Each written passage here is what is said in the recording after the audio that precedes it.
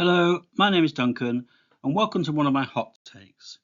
This hot take is about Santamour's 10-20-30 rule for species diversity in an urban forest. Let's get to it. So quickly, we need to set the context for this well-known rule created by Dr. Frank Santamour. Although this has been accepted broadly as a benchmark for urban forests, it is interesting that the source for this is only a conference speech published in 1990. More commonly, such benchmarks are argued and reported in an academic paper or book chapter. This benchmark for urban forest diversity is pretty easy to remember and to explain, so long as you're familiar with scientific names of trees and they belong to species, genera, and plant families.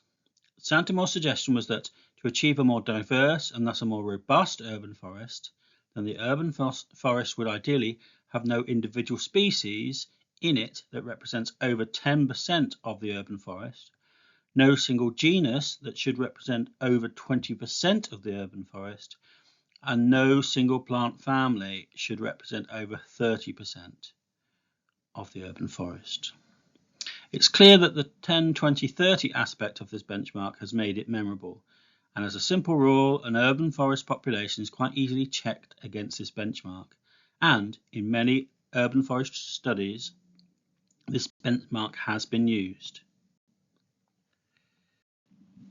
The sense of the suggested benchmark from Santamour is encapsulated in the old English proverb, "Don't put all your eggs in one basket." Risks for trees are now more intense than they were in 1990, from climate change, but especially from ingressing pests and diseases, entering new countries and threatening the existing tree populations. Many pests and diseases are specific to an individual species or to a genus. A few, like alder beetle or fireblight, caused by the bacterium Owinia amylivora, can affect multiple genera in the same plant family. Only a few generalist pathogens can affect a wider range of tree species in the taxonomic hierarchy. Okay, so do we plant our urban forests to comply with this 10-20-30 rule? Well, my answer would be perhaps. In the tropics and subtropics, there are so many possible species to plant in urban areas. This benchmark rule is easily complied with. As we head to more northerly or southerly latitudes, the range of native trees that are useful as components of the urban forest shrinks, which means, for the sake of improving resilience and robustness of the urban forest, one may well entertain the planting of non-native tree species. Indeed, the effects of climate change are somewhat forcing some non-native plantings to happen at times. When extending the use of non-native trees, we do need to be cautious. There is a possibility of introducing a non-native tree that turns out to be invasive, either by seed or through suckering, vegetative reproduction that is, and this could then come to spread from the urban environment to local natural areas. Sadly, in the UK and Europe, this has happened a few times, degrading the biodiversity of our native woodlands at times by accidentally releasing to the wild several non-native tree species. Now, this benchmark of the 10-20-30 may be unachievable at the more extreme ends of our civilization's reach into higher and low latitudes.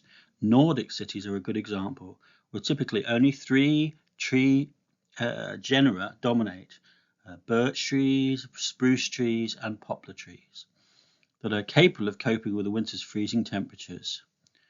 For some such cities, it's a major challenge to expand the urban forest species mix without taking risks of high fatality rates for any new species being trialled. Although there is a general warming effect to our climate, it doesn't mean that we do not still get very cold weather at times. Climate change is giving rise to extreme weather events, including sudden cold snaps in our weather cycles. The other point I would like to make is that the simplicity of this benchmark does not mean we shouldn't throw some science into the application of it. In the UK, potential future pests and pathogens are assessed by our government to inform which tree and shrub species may be wiped out or debilitated if any one of these exotic problems were to arrive in our country. We can then use this sort of information to be more selective as to which non-native trees we might use in an urban forest mix. I could go further and discuss the challenge of bringing new species to the market for urban forest planting, but that topic may suit a different hot take, as it's a problem all of itself. Okay, so what have we learnt? First, there is no direct science involved in the 10, 20, 30 rule that Santamour introduced in his conference talk. It's a memorable number series, easy to remember, and something that an urban forestry community of academics have taken up and made use of as a benchmark for urban forest resilience.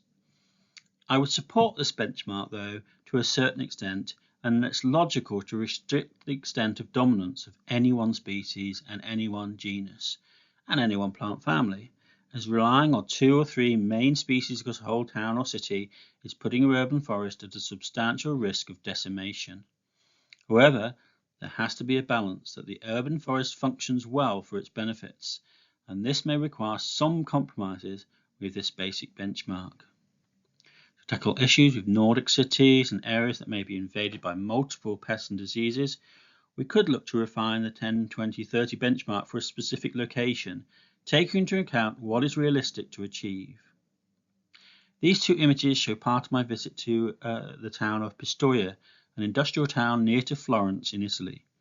A non-native and invasive tree species, the tree of heaven, Ailanthus altissima, is spreading in many areas of this town, to the point it's growing out of some of the walls of this historic town, and I even found one growing out of a disused phone booth, as pictured. This tree species can spread both by suckers and seeds in hot weather, and is a good example of a species that should not unwittingly be introduced to a vulnerable urban forest, because its high rate of self-propagation will often lead to unnecessary costs and damages, as well as not adding much to local biodiversity. Thanks for listening to my hot take. Talk again soon.